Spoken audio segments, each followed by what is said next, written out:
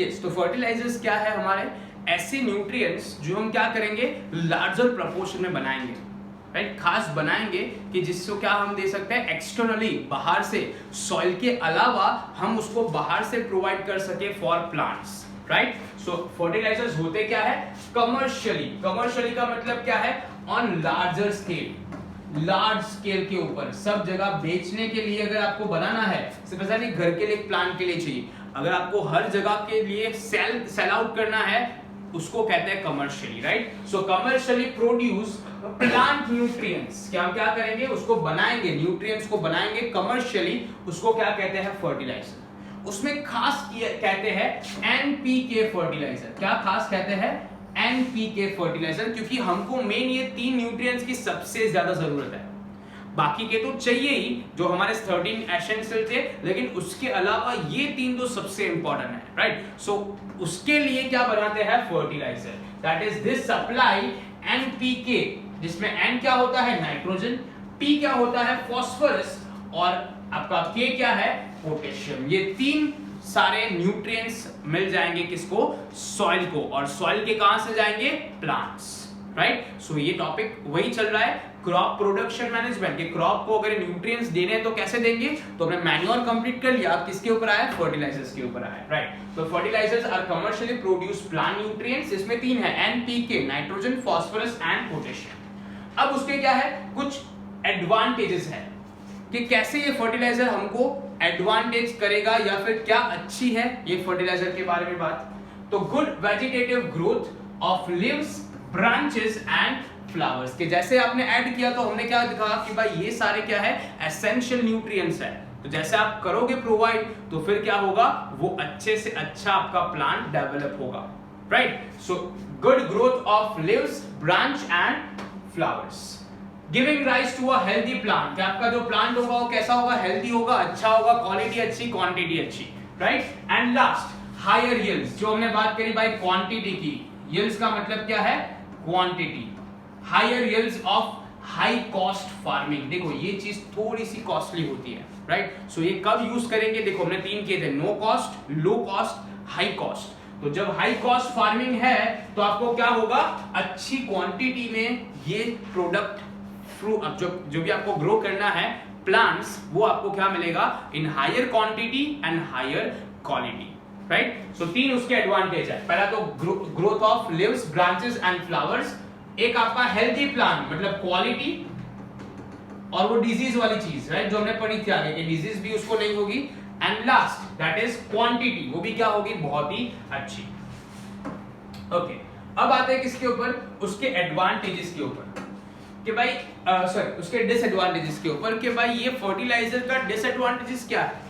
Manure के advantages ही थे, क्यों, क्योंकि वो नेचुरल है, राइट, उसको कमर्शियली या फिर मैन मेड नहीं है कि जो हम लोग बनाते हैं एक्स्ट्रा, वो चीज पूरी नेचुरल है, प्रोसेस भी नेचुरल है, तो उसके एडवांटेजेस ही होते हैं, there are no disadvantages. But ये तो कैसा है, यस मैन मेड है, सिंथेटिक है, तो इसके अंदर एक्स्ट्रा देने से भी क्या हो सकता है बहुत सारी चीजें हो सकती है, सो दैट्स व्हाई इसके थोड़े से डिसएडवांटेजेस है। Come on let's see to it. Okay, पहला क्या है एप्लीकेशन। देखो आपको जो फर्टिलाइजर देना है तो ऐसा नहीं है कि एक टाइम पे बहुत ज्यादा दे दिया, चलेगा ऐसा, पूरे दिन का खाना सुबह में ही खा लेते हैं फिर रात को कुछ खाएंगे नहीं चलेगा ना, राइट। वैसे ही आपको कितना देना है, कौन से टाइम पे देना है, वो बहुत मैटर करेगा, राइट। सो पहली चीज application of fertiliser should be done with proper dose,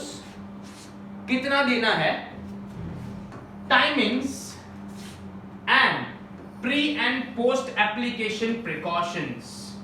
pre and post application precautions, 3 चीजें, पहले कितना देना है, कौन से टाइम पर देना है, और देने से पहले क्या कंडीशन है क्रॉप की, और देने के बाद वो कैसा होगा वो भी आपको देखना है। फॉर एन एग्जाम्पल, अगर आपने फर्टिलाइजर डाल दिया और तुरंत ही क्या हो गया रेन हो गया, तो अब हुआ क्या, थोड़ा बहुत फर्टिलाइजर चला गया सॉइल में, लेकिन थोड़ा बहुत क्या हो जाएगा वॉश हो जाएगा विथ वाटर, तो जो चीज आपको देनी थी वो तो हुई नहीं, राइट। सो उसको कहते हैं पोस्ट एप्लीकेशन, डालने के बाद। प्री मतलब पहले, प्री मतलब पहले, पोस्ट मतलब बाद में, कि डालने के बाद क्या होगा वो भी आपको ध्यान में रखना है, right. So application of fertiliser, जब आप एप्लीकेशन कर रहे हो, उसको डाल रहे हो फार्म के अंदर, तो तीन चीजें, एक proper dose, time and pre and post application precautions, otherwise it causes problem. अगर ये ध्यान नहीं दिया तो क्या हो जाएगा, it causes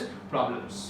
okay, excess fertilisers lead to water pollution. ये फर्टिलाइजर्स कहां जाएंगे, सिंपल सी बात है, ग्राउंड के अंदर जाएंगे, सॉइल के अंदर जाएंगे, और सॉइल के थ्रू कहां जाएंगे, टू द प्लांट्स। लेकिन अब एक्सेस हो जाए, राइट, तो वो अब आपको पता है ग्राउंड वाटर नाम की भी एक चीज है, मतलब ग्राउंड के नीचे जो फ्रेश वाटर होता है उसको कहते हैं ground water.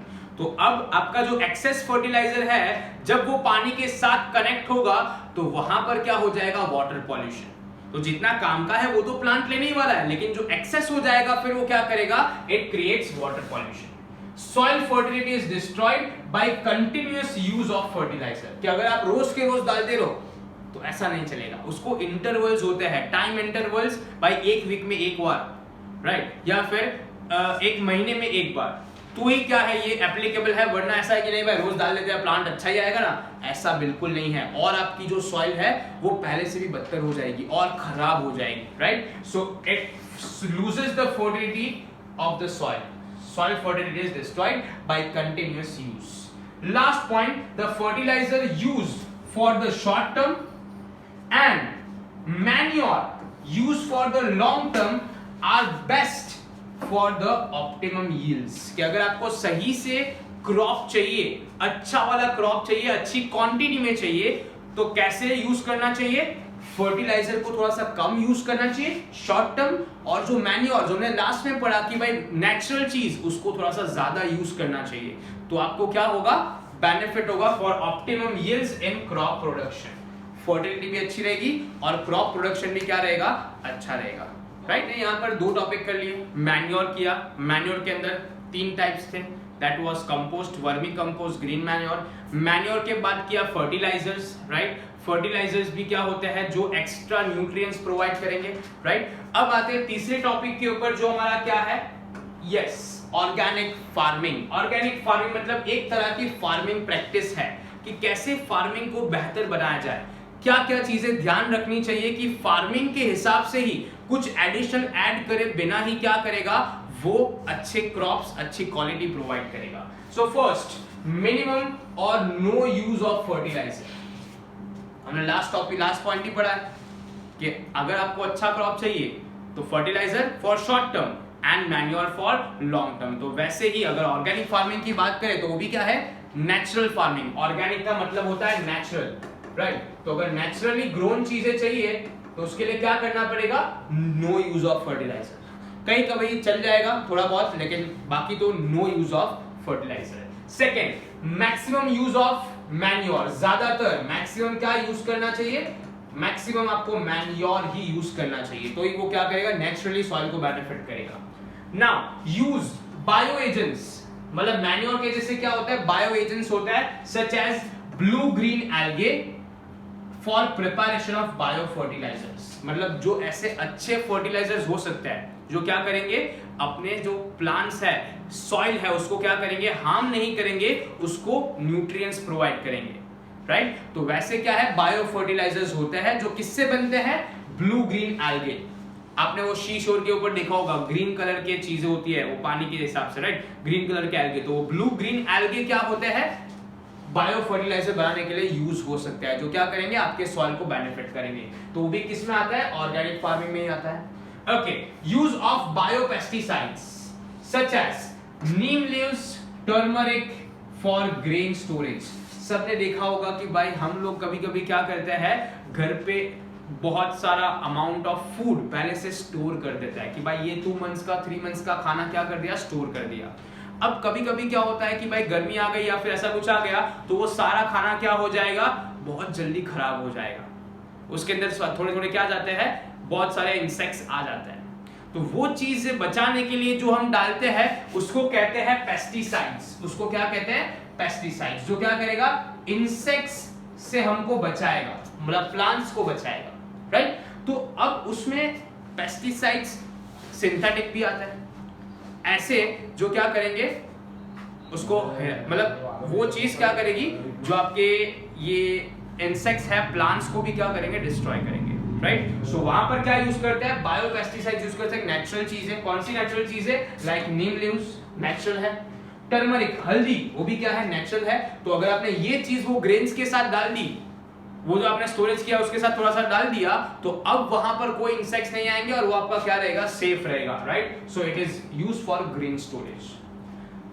Healthy cropping patterns, अब ये हमारा आगे का टॉपिक है। क्रॉपिंग पैटर्न्स क्या होता है, क्रॉपिंग पैटर्न्स की टेक्निक होती है कि ऐसे अगर आप क्रॉप को रखोगे तो वो क्या करेगा, आपके क्रॉप को बेनिफिट करेगा, आपका क्रॉप अच्छी हिसाब से ग्रो होगा, राइट। तो that is our cropping patterns. तो वो पैटर्न के हिसाब से अगर आपने किया तो ऑर्गेनिक फार्मिंग, मतलब आपका फार्मिंग कैसा होगा, अच्छा होगा, क्रॉप्स कैसे होंगे, अच्छे होंगे। Last, insects, pest and weed control occurs and better nutrients for plants, right। कि यहाँ पर क्या चाहिए, ऑर्गेनिक फार्मिंग के अंदर, OF का मतलब है ऑर्गेनिक फार्मिंग के अंदर इंसेक्ट्स, पेस्ट और वीड का कंट्रोल भी होगा, और साथ में आपको फायदा क्या है, बेटर न्यूट्रिएंट्स फॉर प्लांट्स, कि आपके जो प्लांट्स है उसको अच्छे से अच्छा न्यूट्रिएंट्स मिलेगा, क्योंकि फर्टिलाइजर यूज नहीं किया है, मैन्योर को ही यूज किया है। अगर फर्टिलाइजर भी लेना है तो कैसा, natural, like blue green algae. और अगर पेस्टिसाइड्स लेना है ग्रेन को स्टोर करने के लिए तो कौन से आएंगे, neem leaves, turmeric and for grain storage. Healthy cropping patterns, crop को कैसे ग्रो करना चाहिए, और इससे फायदा क्या है, इंसेक्ट्स वो सब दूर रहेंगे और आपका जो न्यूट्रिएंट्स है वो क्या होगा, अच्छे से अच्छा प्रोवाइड होगा, राइट। क्लियर है। तो मैन्योर डन, फर्टिलाइजर्स डन, और आपका ऑर्गेनिक मैटर भी डन। चलिए तो अब आते हैं नेक्स्ट टॉपिक के ऊपर, लेट्स सी टू इट। तो moving to next topic, that is irrigation. अभी तक हमने कितने टॉपिक कर लिए, क्रॉप प्रोडक्शन मैनेजमेंट के अंदर ही सबसे पहला न्यूट्रिएंट्स मैनेजमेंट। अब न्यूट्रिएंट्स कैसे पहुंचाना है, तो first was manure, fertilisers, manure के अंदर 3 टाइप, फर्टिलाइजर्स और आपका ऑर्गेनिक फार्मिंग। अब आता है किसके ऊपर कि भाई अब न्यूट्रिएंट्स के साथ आपको पानी भी तो पहुंचाना है, राइट, वाटर भी तो देना है, water is very essential for plants, right. So water कैसे देंगे, तो उसके लिए है मेथड्स फॉर इरिगेशन। इरिगेशन की कुछ मेथड्स है वो देखते हैं, राइट। तो उसमें पहला क्या है, through wells, irrigation through wells. इसमें फर्स्ट ये है, first point is irrigation through wells. अब ये वेल्स की बात करें तो वेल्स आर ऑफ 2 टाइप्स, एक होता है डग वेल्स, एक होते हैं ट्यूब वेल्स। डग मतलब आपने जो पुराने जमाने के देखोगे कुएं, राइट, डग वेल्स, राइट, जो एकदम डीप होते हैं उसको कहते हैं डग वेल्स। और दूसरे क्या होता है, ट्यूब वेल्स, मतलब क्या किया जाता है, एकदम अंदर पाइप डालते हैं, ट्यूब्स डालते हैं inside the earth, inside the surface, और वहां से वो ट्यूब लेकर आते हैं और ट्यूब लगा देते हैं, तो वो क्या हो गया, ट्यूब वेल्स। अब ये डग वेल्स पानी कहां से कलेक्ट करते हैं, तो बियरिंग स्ट्रेटा। और ये ट्यूब वेल्स कहां से पानी कलेक्ट करते हैं, फ्रॉम डीपर स्ट्रेटा। मतलब यहां पे पानी क्या होगा, नीचे से ऊपर आएगा और ऊपर से आप पानी कलेक्ट कर लोगे, ऊपर का पानी कलेक्ट करोगे। जबकि ट्यूब वेल्स में कहां तक जाना पड़ेगा, डीप तक आपको पाइप लेकर जाना पड़ेगा, और वहां से पंप के थ्रू आप क्या लेकर आओगे, पाइप से, ट्यूब से पानी लेकर आओगे, right. So there are 2 types of wells, dug wells, tube wells. It is collected through bearing strata. In tube wells, it is collected, water is collected from deeper strata. अब आते हैं किसके ऊपर, सेकेंड के ऊपर। दूसरा कहां से पानी मिल सकता है आपको, तो दूसरा है कैनल्स। अब आपने सुना होगा एसएस के अंदर स्यूइस कैनल, राइट, जो सबसे पहले स्टार्ट हुई थी। तो ये कैनल्स है क्या, तो कैनल्स क्या है कि पानी का फ्लो बहुत सारा है, मतलब पानी भाई ओशन में भी है, रिवर में भी है, सी में भी है, बहुत सारी जगह पर पानी है। बट ये पानी फार्म तक कैसे पहुंचाया जाए, क्योंकि सारे रिवर्स तो ही फार्म तक आने वाले हैं, सारे विलेजेस तक आएंगे, ऐसा थोड़ी पॉसिबल है, राइट। सो हमको क्या करना है, वहां का पानी विलेजेस तक या फिर फार्म्स तक पहुंचाना है। तो अब उसके लिए क्या बना दिए, कैनल्स बना दिए कि water is received from 1 or more reservoirs, कि बहुत सारी जगह से पानी आता तो है बट उसको पहुंचाएंगे कैसे, तो थ्रू कैनल्स। अब कैनल्स में डिवीजन है कि सबसे पहले होता है मेन कैनल, बड़ा सा कैनल जो किसके साथ कनेक्ट होगा, मेन रिवर के साथ कनेक्ट होगा, कि वहां से पानी एंटर हुआ इनटू मेन कैनल। अब मेन कैनल सारे विलेजेस में कैसे पहुंचाएगा, तो उसको डिवाइड कर दिया इनटू ब्रांच कैनल्स, कि भाई आपका एक मेन कैनल था, अब मेन को डिवाइड कर दिया बाय डिफरेंट विलेजेस के लिए इनटू ब्रांच कैनल्स। और ब्रांच कैनल्स जाके क्या करेगी, एक एक फार्म को प्रोवाइड करेगी water, so it distributes to irrigate field, के वहां से पानी क्या हो जाएगा, डिस्ट्रीब्यूट हो जाएगा अलग अलग फार्म के अंदर टू इरिगेट द फील्ड्स, के पानी पहुंचाने के लिए यूज होगा, right. So canals two types, main canals, branch canals. सबसे पहले मेन रिवर में से लेगी पानी और आगे डिवाइड हो जाएंगे इनटू ब्रांच कैनल्स, और वो फर्दर डिवाइड हो जाएगा फार्म्स के अंदर to irrigate the fields, right. Okay, so अब जाते हैं किसके ऊपर, उसके थर्ड टाइप के ऊपर। थर्ड क्या है हमारा, that is yes river lift system. Third क्या है हमारा, रिवर लिफ्ट सिस्टम। ये एकदम सिंपल सा है कि हम क्या करेंगे, वाटर को डायरेक्टली क्या करेंगे, ड्रॉ करेंगे फ्रॉम द रिवर। मतलब समझ लो मेरा कोई फार्म है, वो रिवर के एकदम नजदीक में है, इतना दूर नहीं है कि मुझे कोई कैनल बनानी पड़े या फिर मुझे कोई ऐसा वेल लेना पड़े, बहुत ही नजदीक है। तो मैं क्या करूंगा, सीधा रिवर पे जाऊंगा, एक बकेट ऐसा कुछ लेकर वहां से पानी लेकर आऊंगा और मेरे जो फील्ड है, फार्म है, उसको क्या करूंगा, इरिगेट करूंगा, पानी पहुंचा दूंगा, राइट। तो इसके लिए कोई टेक्नोलॉजी नहीं चाहिए, सिर्फ इसमें क्या करना है, रिवर लिफ्ट सिस्टम, रिवर से लेना, लिफ्ट करना सिस्टम, एकदम simple, right. So water is directly drawn from the rivers for irrigation areas close to the river. Very very important, कि ये चीज कहीं मीलों मार दूर होगी तो फिर काम का नहीं है। ये कहां पर पॉसिबल है कि रिवर है और उसके बहुत ही नजदीक आपके पास क्या है, फार्म रेडी है। तो फार्म से नजदीक अगर रिवर है तो रिवर में जाओ, पानी उठाओ और इरिगेशन कर दो। चलो आते आगे। If canal flow is inadequate और irregular then river lift system is used. कब आपको ये काम करना पड़ेगा कि भाई वैसे कैनल्स तो पॉसिबल है, क्योंकि कैनल्स बनाई है तो फिर उसका यूज कर सकते हैं। दूसरा, कैनल्स के बाद क्या है, उसका अगर फ्लो इनएडिक्वेट या फिर इररेगुलर है, कभी कभी पानी आता है फिर नहीं आता है, या फिर आता है तो बहुत थोड़ा आता है जो पूरे फार्म के लिए इनफ नहीं है, तो फिर क्या करेंगे, रिवर में जाएंगे और रिवर से पानी उठा लेंगे, उसको कहेंगे रिवर लिफ्ट सिस्टम, राइट। एकदम सिंपल। अब आते क्या है, टैंक्स, जो हमारा क्या है, फोर्थ पॉइंट है कि भाई टैंक्स क्या होता है, वाटर स्टोर करने का तरीका।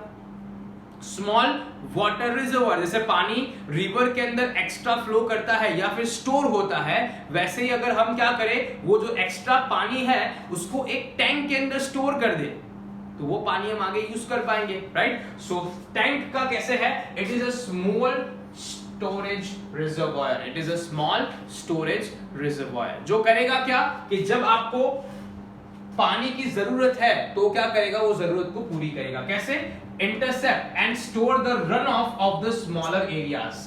आपने वो पिक्चर तो बहुत बनाए होंगे, माउंटेन्स वाले,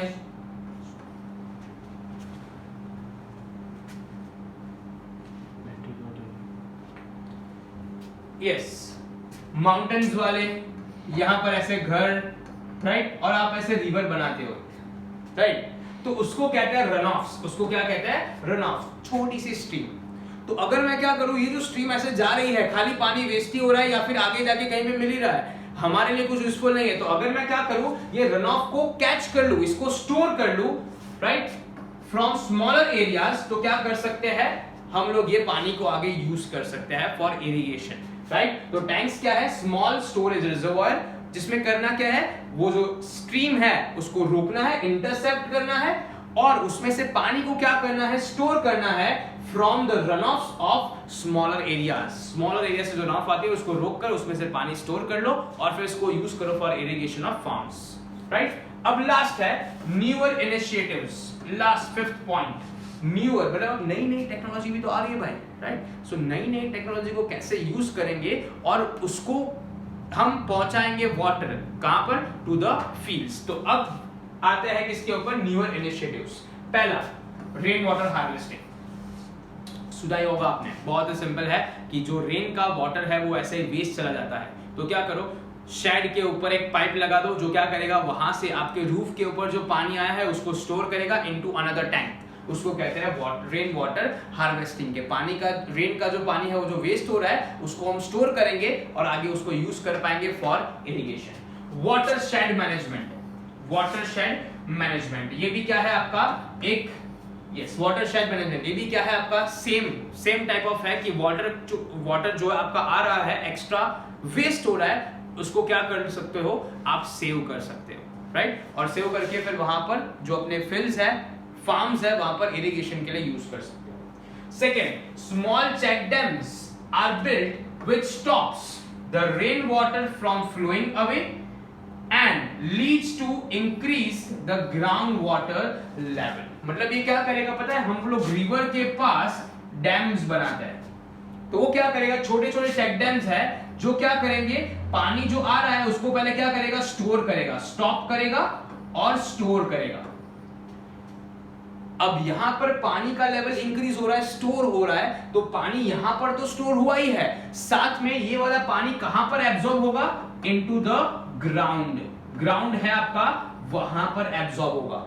अब अगर वहां पर एब्जॉर्ब हो रहा है उसका मतलब क्या है कि वो आपका जो ग्राउंड वाटर लेवल है उसको भी क्या करेगा, इंक्रीज करेगा। मतलब जो ग्राउंड में पानी होता है उसका लेवल भी क्या होगा, बढ़ेगा, और ग्राउंड में पानी का लेवल भी क्या हो जाएगा, इंक्रीज हो जाएगा। तो ये 5 पॉइंट। सबसे पहले वेल्स, दो टाइप के wells, dug wells, tube wells. Canals, main branch, main canal, उसके बाद ब्रांच कैनल्स और फील्ड्स। फिर आगे किसके ऊपर, रिवर लिफ्ट सिस्टम। रिवर के पास जाना है, सीधा उठा देना है, रिवर लिफ्ट सिस्टम। कब करेंगे, जब कैनल का फ्लो कैसा है, इनएडिक्वेट और इररेगुलर, कभी कभी आता है और बहुत कम आता है, राइट। टैंक्स, स्मॉल स्टोरेज है, जब क्या करेंगे, कोई स्ट्रीम है वहां से पानी उठाएंगे, स्टोर करेंगे और उसको यूज करेंगे। और लास्ट, न्यू इनिशिएटिव्स, नए नए तरीके, तो 3 है। पहला water harvesting, rain water harvesting, water shade management और चेक डैम्स। पानी को स्टॉप करेगा और जो ग्राउंड के अंदर वाटर लेवल है उसको क्या करेगा, इंक्रीज करेगा, राइट। चलो, तो अब आते हैं किसके ऊपर, हमारा लास्ट टॉपिक है जो क्रॉप प्रोडक्शन मैनेजमेंट। हमने सारे टॉपिक्स ऑलमोस्ट कवर कर लिए कि कैसे न्यूट्रिएंट्स पहुंचाने हैं, राइट। और वो न्यूट्रिएंट्स के वक्त ऑर्गेनिक फार्मिंग में हमने चीज देखा था कि क्या करना चाहिए, क्रॉपिंग पैटर्न्स के ऊपर ध्यान देना चाहिए। तो अब ये क्रॉपिंग पैटर्न्स क्या है, अब उसके ऊपर आता है, राइट। चलो, तो क्रॉपिंग पैटर्न्स क्या है कि भाई कैसे आप क्रॉप का पैटर्न एक सिलेक्ट कर सकते हो, जिससे क्या होगा, आपको एक तो जगह कम में ज्यादा आपको क्या मिलेगा, क्रॉप्स मिलेंगे, और आपका जो क्रॉप है उसका फेलियर होने का चांसेस आपको क्या हो जाएगा, कम हो जाएगा, और 100% जितना आपने इन्वेस्ट किया है उतने पैसे तो आपको मिल ही जाएंगे। कैसे, ओके, तो पहला क्या है, फर्स्ट इज मिक्स्ड क्रॉपिंग। पहला क्या है, मिक्स्ड क्रॉपिंग, मतलब कैसे मिक्स क्रॉपिंग यूज करके आप क्या कर सकते हो, क्रॉप को डिवाइड कर सकते हो। देखो, नाम ही है मिक्स्ड, मतलब क्या करो, यहां पर 2 या 3 क्रॉप्स के अलग अलग सीड को क्या करो, मिक्स कर दो, और मिक्स करने के बाद उसको रैंडमली क्या करो, रोज के फॉर्म में डाल दो। मतलब आपका ये जो समझ लो फील्ड है, तो फील्ड के अंदर रोज होगी, राइट। तो रोज के अंदर क्या करना है, रैंडमली सब डाल देना है, मिक्स करके डाल देना है। तो अब होगा क्या, पॉसिबल है कहीं पे, अगर समझ लो एग्जांपल की बात करें तो वीट प्लस ग्राम एक एग्जांपल है, या फिर वीट प्लस मस्टर्ड एक एग्जांपल है। तो यहाँ पे ऐसा सोचते हैं wheat wheat wheat wheat mustard wheat mustard mustard mustard wheat mustard, तो रैंडम कुछ भी आ सकता है, राइट। लेकिन उससे क्या होगा, आपका एक ही फार्म में 2 तरह के क्रॉप्स ग्रो हो जाएंगे, राइट। ओके, सो ग्रोइंग 2 और मोर क्रॉप्स साइमल्टेनियसली, उसका मतलब क्या है, एट द सेम टाइम, एक ही टाइम के ऊपर 2 crops on the same piece of land, एक ही लैंड के ऊपर, एक ही आपका एक ही जो फार्म है, एक ही लैंड है, उसके ऊपर 2 क्रॉप्स ग्रो कर दे, तो उसको कहते हैं मिक्स क्रॉपिंग। ग्रोइंग 2 और more crops at the same time and on the same piece of land, एक ही टाइम के ऊपर, एक ही लैंड के ऊपर, तो उसको क्या कहेंगे, मिक्स्ड क्रॉपिंग। एग्जाम्पल क्या है, वीट प्लस ग्राम और वीट प्लस मस्टर्ड, बस ये याद रखो, बहुत है। Okay, mix cropping reduces the risk and gives some insurance against the failure of one of the crops। कि समझ लो ये 2 में से क्या हुआ, मस्टर्ड आपका क्रॉप अच्छे से ग्रो ही नहीं हुआ, मस्टर्ड वाला जो क्रॉप है वो प्रॉपर्ली ग्रो ही नहीं हुआ। तो अब क्या करोगे, आपका जो दूसरा था वीट वाला, क्या वो तो अच्छे से ग्रो होगा, यस। तो वीट वाला अच्छे से होगा, तो आपका भले एक क्रॉप फेल हो गया है, फिर भी आपका दूसरा क्रॉप तो ग्रो हो ही रहा है। अगर पूरा आप लैंड मस्टर्ड से ही भर देते तो पूरा ही आपका लॉस, तो यहां पर पूरा लॉस नहीं होगा, थोड़ा बहुत आपका जो रिस्क है वो क्या हो जाएगा, रिड्यूस हो जाएगा, कम हो जाएगा, और आपको थोड़ा बहुत इंश्योरेंस हो जाएगा कि एक और क्रॉप भी फेल हुआ तो दूसरा तो है ही आपके पास, राइट। सो इसको कहते हैं मिक्स क्रॉपिंग। अब इंटरक्रॉपिंग क्या है? Second is intercropping. ये बहुत ही सिंपल है, बहुत ही इजी है। इसमें भी करना क्या है? सेम, कि growing 2 or more crops, growing 2 or more crops on the same time on the same field in a definite pattern। जैसे यहां पर की बात करते हैं, ये आपका लैंड है, राइट? इसमें हमारे समझ लो यहां पर रोज है। अब वापस आपको करना क्या है? आप एग्जांपल ले सकते हो सोयाबीन प्लस मेज। अब ये दो लेते हैं, तो मैं क्या करूंगा, इसको डेफिनेट पैटर्न में सेट करूंगा। मतलब यहां पर भी 2 क्रॉप ही आएंगे एक ही टाइम के ऊपर, एक ही लैंड में, एक ही फार्म के अंदर, बट इसको प्रॉपर डिफाइंड पैटर्न में रखेंगे। मतलब ये पूरी किसकी है? मिक्स नहीं किया, ये पूरी किसकी है? सोयाबीन की है। पूरी रो जो है वो किसकी है? सोयाबीन की है। वैसे ही दूसरी जो आएगी किसकी आएगी? ये पूरी जो रो आएगी किसकी आएगी? मेज की आएगी। वैसे ही वापस किसका? सोयाबीन। वापस किसका? मेज, राइट? तो मैंने वापस यहां पर एक ही लैंड के ऊपर 2 क्रॉप्स ग्रो कर दिए, जिससे मेरा रिस्क कम हो गया। बट उसको कैसे क्रॉप किया है? इन अ डेफिनाइट पैटर्न, डेफिनाइट मैनर, जिससे क्या होगा, वो एक सही मैनर में ग्रो हो सकेगा। जिसको जितनी जरूरत है आप उतना दे पाओगे, right? So growing 2 or more crops simultaneously, मतलब at the same field at the same time in a definite pattern is known as intercropping। few rows of one crop, few rows of one crop and alternate with the few rows of second crop. के भाई उसके बाजू बाजू में क्या करेंगे? दूसरे crop की अलग अलग रो रखेंगे। मतलब एक रो में एक क्रॉप, दूसरे रो में दूसरा crop. Example soybean plus maize, या फिर millet plus peas, millet plus peas, right? तो ये 2 आप एग्जांपल याद कर सकते हो। ओके, अब आते हैं आगे कि यहां पर आपको जो क्रॉप सिलेक्शन करना है वो थोड़ा ध्यान से करना है। कि क्रॉप सिलेक्ट कैसे करोगे? The crops selected for intercropping, वो क्या होना चाहिए? डिफरेंट न्यूट्रिएंट्स वाले होने चाहिए।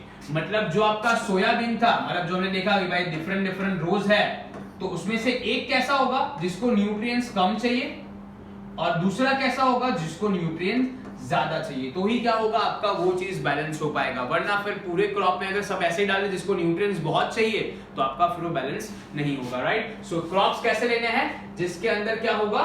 डिफरेंट न्यूट्रिएंट्स रिक्वायरमेंट्स होंगे, right? So this method also ensures maximum utilisation of nutrients and prevents pest disease from setting to all the other plants.